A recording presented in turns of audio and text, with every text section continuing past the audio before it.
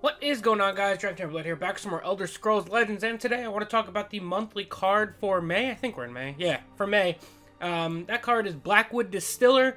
You'll see it up here on the screen over here. It is a Scout card, so only able to be played in Scout and Telvanni decks. It's a 4-cost 3/4 with both Pilfer and Slay. The Pilfer effect gains you 3 Magicka this turn, and the Slay effect gives you +1 Magicka overall. So, I like this card a lot.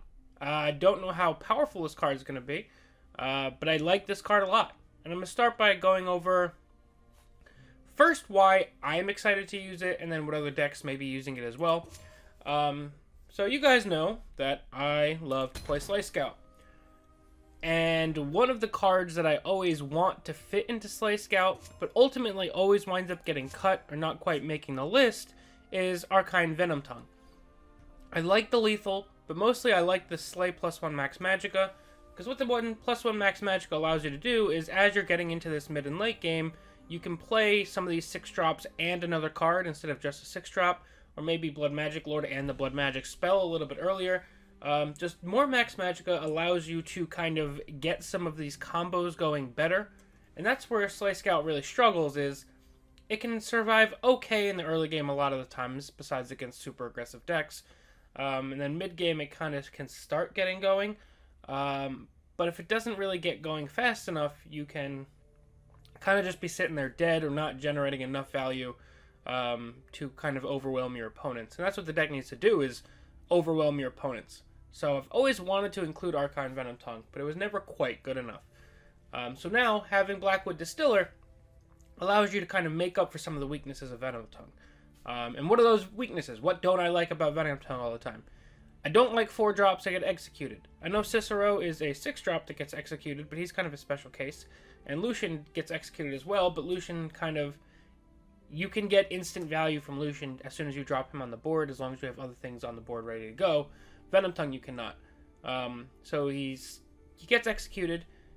He has the Slay effect, but if you play him onto an empty board, or even just to contest an opponent's creature, they're just going to slam him into your creature and then not play anything else out in front of him, and then you don't ever get the Slay effect for the most part with Venomtongue.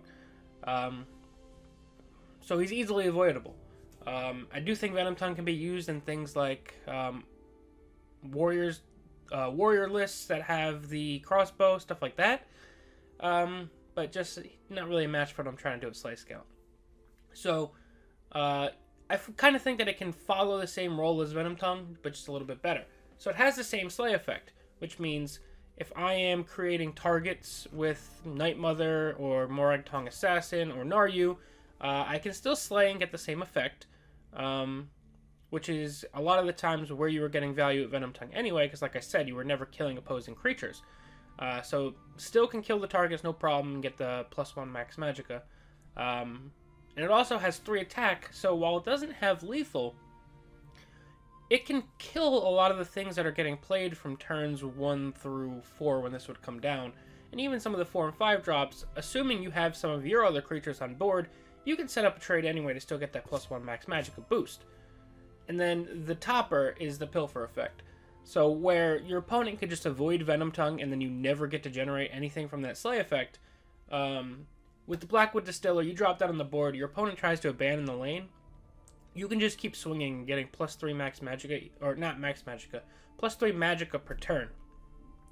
And the good thing about that is, let's say you play Blackwood Distiller on 4, and then on 5 you swing and Pilfer.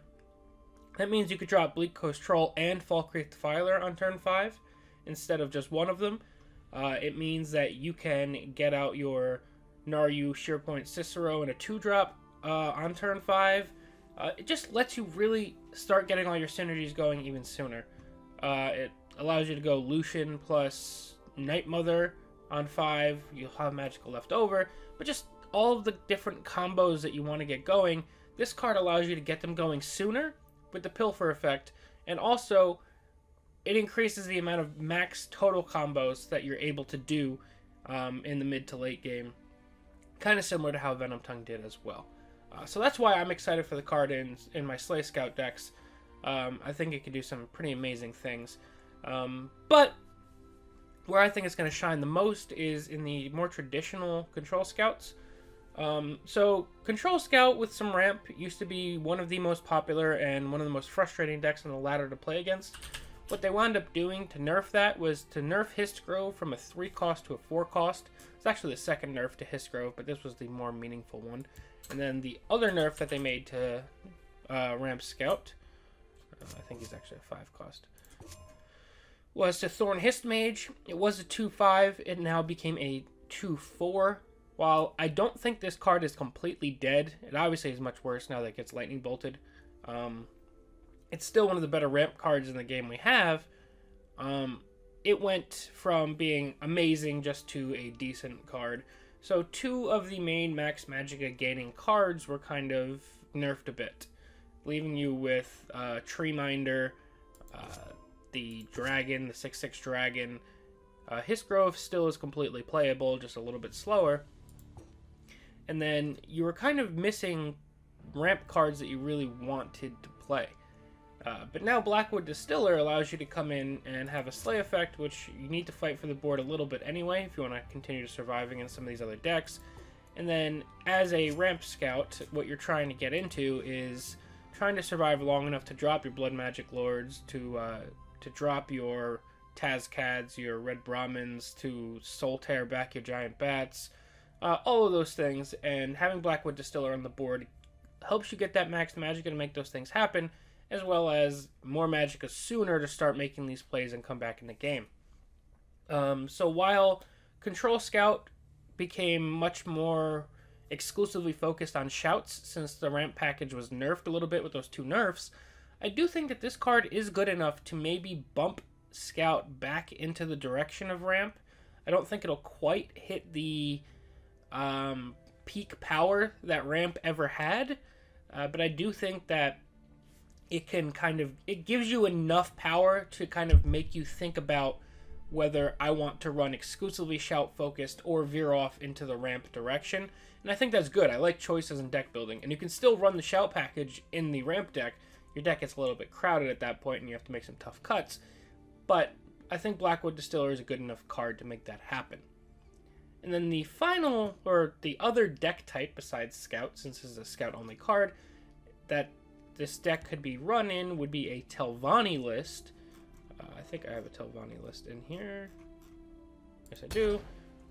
Paid no attention to the list, but we're going to just use it as a jumping off point. So I haven't seen any real ramp Telvanni decks. There may be some out there, or there may be some Telvanni decks that run ramp, but I just haven't seen them yet. So I think that this card could possibly give a little bit of legs to a Telvanni deck that wants to run a lot of ramp, because now you have the option of 3 Treeminder, 3 Thorn Histmage, 3 Histgrove, 3 Blackwood Distiller, and 3 of the Dragon if you want. So it's up to 15 ramp cards. That's a decent chunk of your 75 card list. And then the rest could just be surviving and then late game bombs at that point. Because that is plenty of ramp to go around. Most of the Telvanni lists I've seen have been mostly altar focused. But I could see a Telvanni deck that is, I don't know how to pull it off because I'm not really good at kind of crafting these intricate decks. But kind of a Telvanni deck that's mostly just Ramp Scout. Like I said, throwing all those ramp cards into the deck, and then using just some of Blue's survival and late game options. So the deck probably would be like, I don't know, like 80% regular Ramp Scout cards. So taking probably, I don't know, 50, 60 cards out of the deck that way, maybe even more. And then just including some bombs from Blue, including Ancano, maybe include a Supreme Atromancer, I don't know, maybe include a Laneth, and then just toss some cards in like Lightning Bolt, some Ice Storms, just a couple survival tools while you have just tons of other ramp in the deck. Could possibly become a thing, I don't really know, but I think it's got enough juice to at least be tried. And that's what I like that these monthly cards do. When a good monthly card comes out, it gives certain underplayed decks or decks that haven't been played at all yet Just enough legs to where you're like, I gotta at least explore the power of this deck.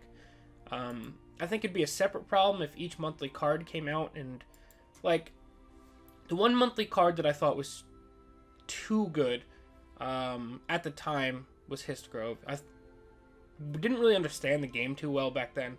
I was still somewhat new. So when Histgrove came out, at first I was like, okay, this doesn't seem great.